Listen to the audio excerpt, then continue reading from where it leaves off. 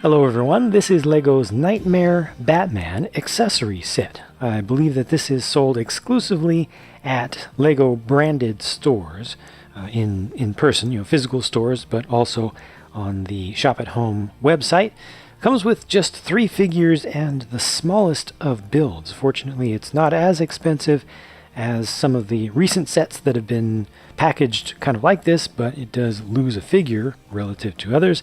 Let's take a closer look at those figures.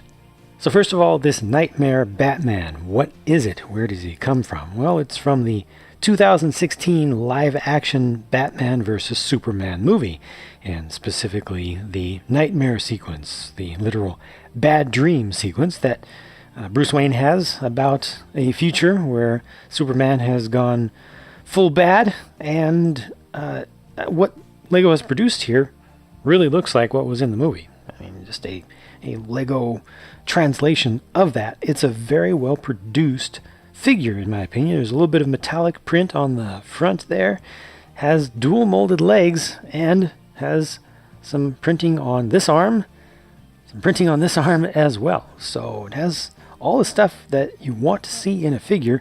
Some very fine lines are printed into the torso detail there. They even have the print of the dirtied up goggles on the cowl. So just a lot of nice stuff done there. And with the gun, it includes this exclusive little 1x1 tile piece with the Joker printed on it. That's a nice piece to get just in and of itself. The mostly two-piece gun build itself looks pretty proper, pretty appropriate. It is interesting to see LEGO doing a realistic weapon. Obviously, they're trying to make it seem a little bit like it's fake, like it's a joke weapon with the little tile on the side, but nah, it's very difficult for them to try to make that case. They're doing a realistic weapon, which traditionally has been a big no-no from LEGO, and they do it more and more and more. The printing on the face there is not produced all that well. That should have been done a bit better. You can see it's just, a little bit scratched up and such. But he does have the alternate face as well. Let me just put the cowl on so you can see what that looks like. What the face looks like. So that's pretty good. That's pretty proper. Not a new head print. The cowl itself is done in gunmetal gray, but overall, a pretty good figure to get. A little bit obscure, something that typically you would expect to see done as like a comic convention exclusive or something.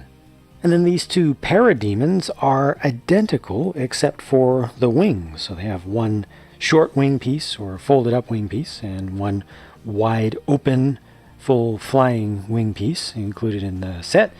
I've reviewed the sets that have these parademons, both colors that they've made, and in each of those reviews I've just raved and raved and raved about these parademons because I think they look great.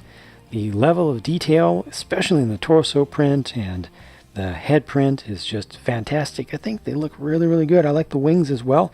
It's just a vinyl material, so it's flexible, it's lightweight, it is nice and close into the body.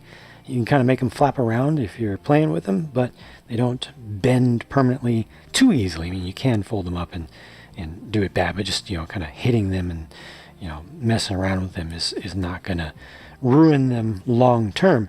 Prints on the backs look good as well. There's one with the wing removed, so you can see that torso print a little bit better there. It's really a shame that most of the time that print is not even visible from the outside with the wing assembly there, but it's great to have it. So more good stuff in terms of production value. And the last thing in the set is this very small turret build. This has a couple of stud shooters on it, and you can angle it up and angle it down. You can fire those off, and they give you an extra stud for each. They also include in the set an extra red stud for each of the parademons. And you can just use this as an energy weapon in general to fight against the parademons. Angle it up towards the sky. It's good that it is able to angle up like that appropriately. Or you can imagine those being, kryptonite tipped munitions for fighting against an evil Superman. So this is fine. It's just, very small. It doesn't really add a lot of value to the set, just a little bit of play value. And that's just it for this set. In terms of value here, I can't really give a good answer. I've actually tried recording this section, this closing segment of the video several times, and I keep just kind of getting stumped because on the one hand, you can look at the price of collectible minifigures in the blind bags, $4 each US. Well, that would value this set here at $12 US, plus the value of the little turret build. On the other hand, Lego has been selling these like city starter sets for police and fire and such for less than this, for like $10 US, but with a lot more pieces for the side builds and such. So today, right now, you can get more stuff than this from Lego for less money. But on the other hand, that Knightmare Batman, like I said, is definitely of the quality and the level of obscurity that normally would be placed into a very exclusive release, a very limited release. So being able to get just that figure at this price is going to be a good thing for many people, especially collectors. You know, especially people who will be appreciating the product and want to keep it for themselves, as opposed to those just looking for, you know, the current price versus future profit possibilities for resale. Anyway, thanks for watching. I will talk to you again as soon as I can in my next video. Bye for now.